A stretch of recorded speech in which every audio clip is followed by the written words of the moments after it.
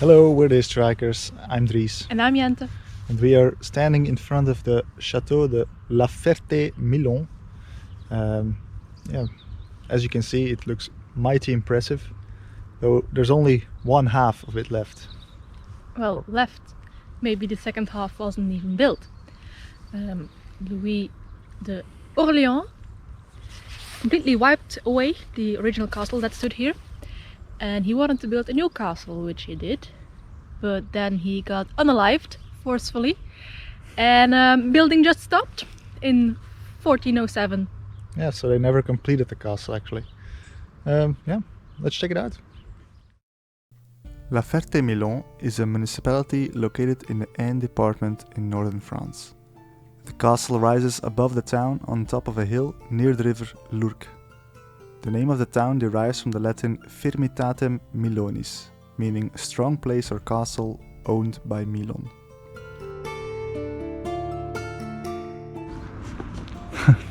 It's so big, it dwarfs me.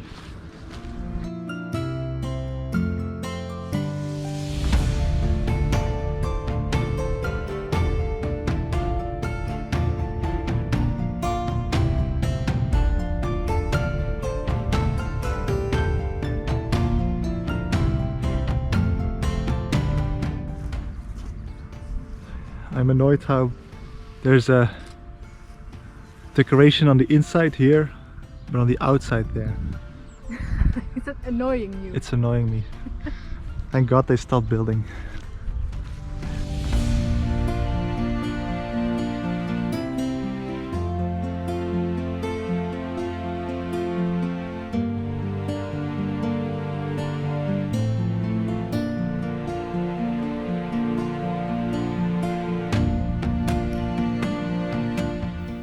A first fortress and ramparts were constructed during the 8th century under the rule of this Lord Milon. La Ferté-Milon was united with the county of Valois in 1213. King Philippe Auguste unified the county with the French crown. It is probably around this time construction began on the fortifications around the town.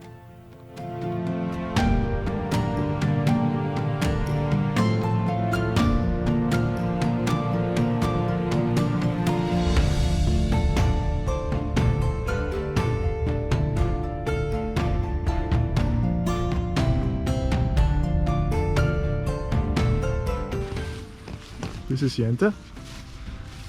This is the flippin' wall.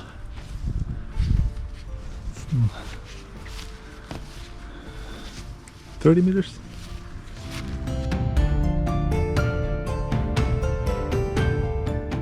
In 1240, Louis IX gave the usufruct of the domain to his mother Blanche de Castille. Charles de Valois became the owner of the castle during the second half of the 13th century. In 1371, the county of Valois passed on to Louis of Orléans, the second son of King Charles V. A mention of a large and noble fortress at La Ferté-Milon dates back to 1375.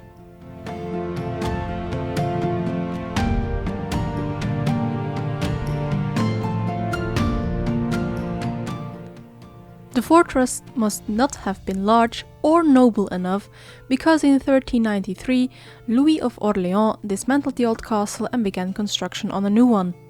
He wanted to make it a fortress as powerful as Pierrefonds, a castle he had built to the north of his domain. He seems to have definitely loved big, impressive and luxurious castles.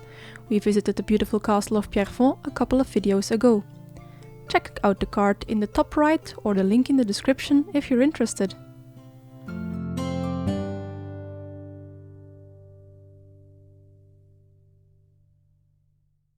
The scene that remains for us today is a 102 meters long and 28 meters high facade, pierced with windows and adorned with two very tall almond-shaped towers flanking the enormous gate. The towers and gate are adorned with niches containing impressive statues. The walls were once topped by a continuous machicolated parapet.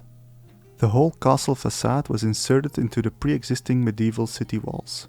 Together they form an enclosure of approximately 1 kilometer long.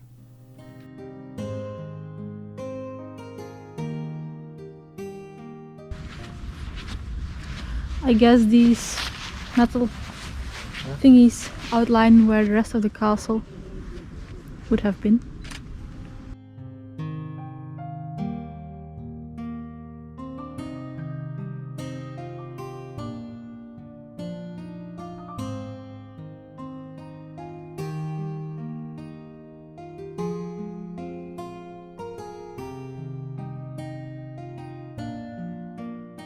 Sadly, the work was interrupted in 1407 when Louis of Orléans was assassinated. Louis' heirs weren't interested in continuing the construction. Though it is often mentioned that the castle was never finished, the writings diverge. Nothing allows one to determine its state of progress except for some writings speaking about an almost finished castle except for the roofs. In 1412, during the 100 Years' War, the castle site was seized by the Count of St. Pol, who supported the English Burgundian cause. It was recaptured by French troops in 1429.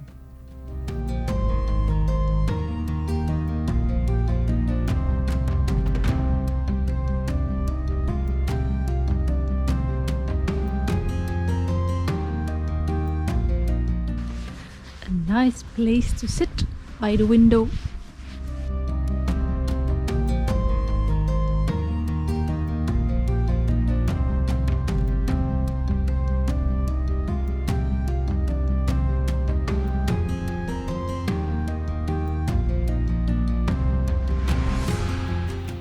The humongous entrance is decorated with a relief representing the coronation of the Virgin and would have been protected by a portcullis and a drawbridge. Though the castle seems like an invulnerable fortress, it's clear to see it was designed as a palace for a duke. It would have had large windows, beautiful statues, spacious airy rooms, and fireplace heating on all floors. It seems to resemble an early Renaissance design. Maybe not a surprise, given that Louis of Orléans' wife was Italian.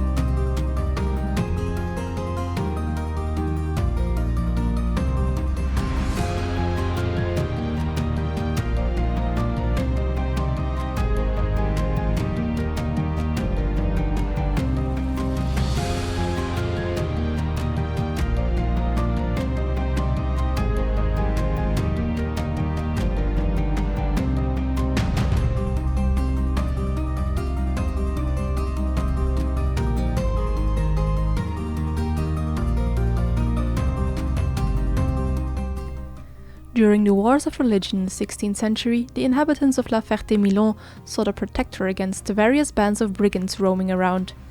They chose a protector who was part of the Catholic League. Unsurprisingly, the Catholic League was openly hostile against the new Protestant King Henry IV. The city would come under siege by royal forces soon after. In 1594, the king himself led the siege of the city. After breaching the wall, the city became indefensible and surrendered.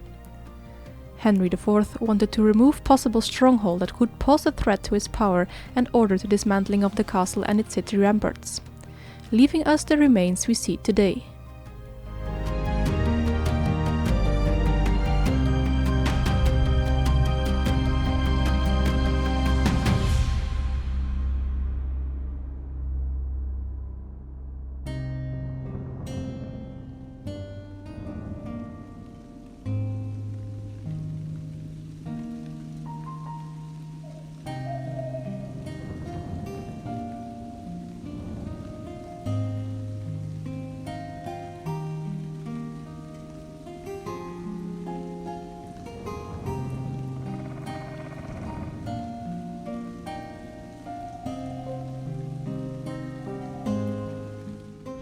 The Chateau de la Ferté-Milon Also known as the Chateau of Louis d'Orléans.